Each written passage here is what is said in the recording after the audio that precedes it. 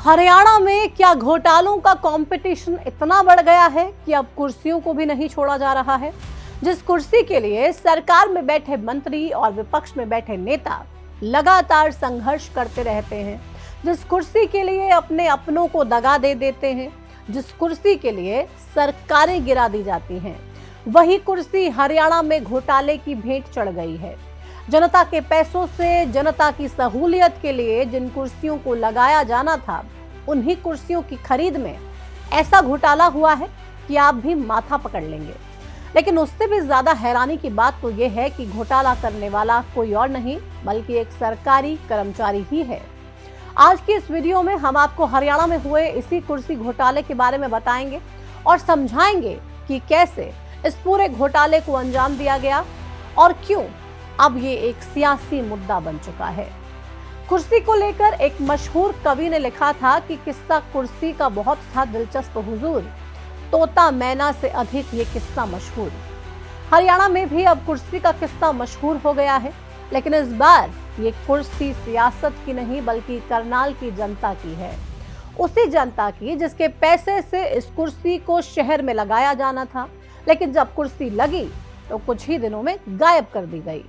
पहले तो कुर्सी बनाने में झोल हुआ और फिर लगी हुई कुर्सी को गायब कर बड़ा खेल कर दिया गया। पिछले कई दिनों से अब करनाल में कुर्सी का किस्सा सियासत का मुख्य मुद्दा बन चुका है। नगर पालिका पर इस पूरे घोटाले का आरोप लगाया जा रहा है।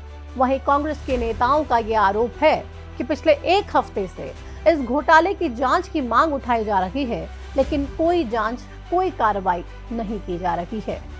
ऐसे में अब करनाल में कुर्सी घोटाले पर हंगामा मचा हुआ है। तो चलिए पहले आपको इस पूरे घोटाले की टाइमलाइन बताते हैं। साल 2024 में 22 जनवरी को करनाल जिले की असंध नगर पालिका ने शहर में स्टील की 214 कुर्सियां लगाने का टेंडर अप्रूव किया। इस टेंडर को लक्ष्य कोऑपरेटिव सोसाइटी कंपनी को दिया गया और टेंडर पूरा करने का समय 360 दिन यानी कि पूरे एक साल का था। इस पूरे टेंडर का बजट 42,37,200 रुपए था। जिस कंपनी को टेंडर दिया गया उससे ये साफ शब्दों में कहा गया था कि जो कुर्सियां बनेंगी उनका वजन 50 किलो प्रति कुर्सी होना चाहिए। साथ ही कंपनी को 396 रुपए प्रति किलो के हिसाब से पेमेंट होनी थी। मतलब ये हुआ कि एक कुर्सी बनाने के लिए 19,800 रुपए दिए जाने थे। इस हिसाब से 214 कुर्सियां बनाने के लिए 42,37,200 रुपए तय हुए। लेकिन आरोप यह है कि कुर्सी बनाने वाली कंपनी ने कुर्सी के वजन में झोल कर दिया। जहां एक कुर्सी 50 किलो स्टील से बनाई जानी थी, कंपनी ने वही कुर्सी महज 30 किलो स्टील से बना दी। मतलब सीधा सीधा एक कुर्सी में 20 किलो स्टील का घोटाला कर दिया। अब अगर इसका गणित समझेंगे तो ये समझ में आएगा कि कंपनी ने एक कुर्सी से 7,920 रुपए डकार लिए।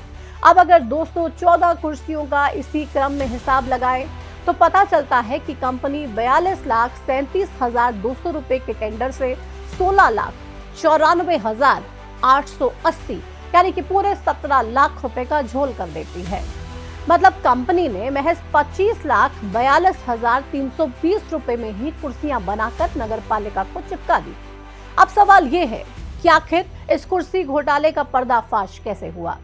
दरअसल इसी साल मई के महीने के लास्ट में जब ये कुर्सियां बनकर नगर पालिका में पहुंची तो बिना इनका वजन तोले इन्हें 25 जून तक 17 वार्डों में लगा दिया गया। अब जब कुर्सियां लगी तो इस बात को लेकर हंगामा हुआ कि कुर्सियां गलत लगाई गई हैं। किसी वार्ड को कम कुर्सियां दी गई और किसी को ज्यादा। यहां तक कि सार्वजनिक जगह को छोड़कर कई लोगों के घरों के बाहर और आंगन में इन कुर्सियों को लगा दिया जाता है। इससे शहर में हंगामा बढ़ने लगा। जब हंगामा हुआ तो सियासत भी तेज हो गई। लेकिन अब तक सभी को यही लग रहा था कि सिर्फ कुर्सियां लगाने में ही झोल हुआ है। इसके बाद कुछ नेताओं ने जब कुर्सियों का वजन तोला तो पूरा कुर्सी घोटाला सबके सामने आ गया। लेकिन इसके बाद रातों रात इन कुर्सियों को उखाड़कर प्राइवेट प्लॉटों में डलवा दिया गया। ऐसे में अब कांग्रेस नेताओं ने भ्रष्टाचार का आरोप लगाते हुए नगर पालिका के खिलाफ विरोध प्रदर्शन शुरू कर दिया है और कुर्सी घोटाले में जांच की मांग की है।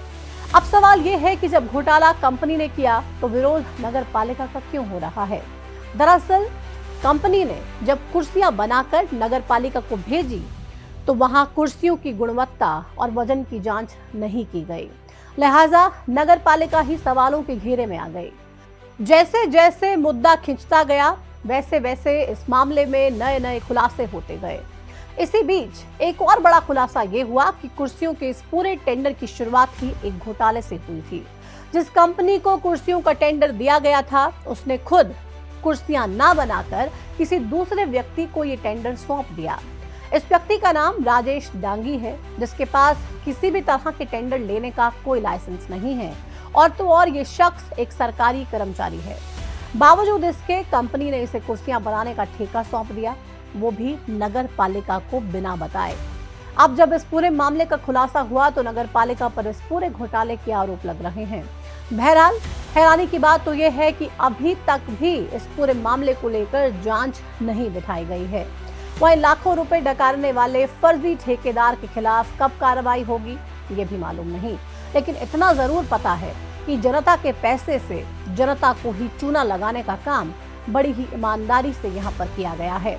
सरकार जो बार बार ये बात कहती है कि भ्रष्टाचार को लेकर हमारी जीरो टॉलरेंस की नीति है, क्या इस मामले में भी वो जीरो टॉलरेंस की नीति अप्लाई होगी और हरियाणा सरकार तुरंत इस पे कार्रवाई कर तमाम जो दोषी हैं उनको कड़ी सजा देगी, ताकि पूरे प्रदेश में ये एक मैसेज जाए कि हरियाणा में अगर कोई भी भ्रष्टाचार करने की सोचेगा भी तो सरकार उसको छोड़ेगी नहीं।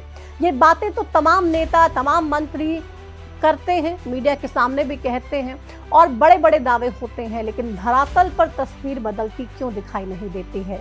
अगर इस तरीके के घोटाले सामने आते हैं तो कोई ऐसा कड़ा फैसला क्यों नहीं लिया जाता कि जिसका मैसेज पूरे प्रदेश में जाए और बहुत ही सख्ती से इन चीजों से निपटा जाए।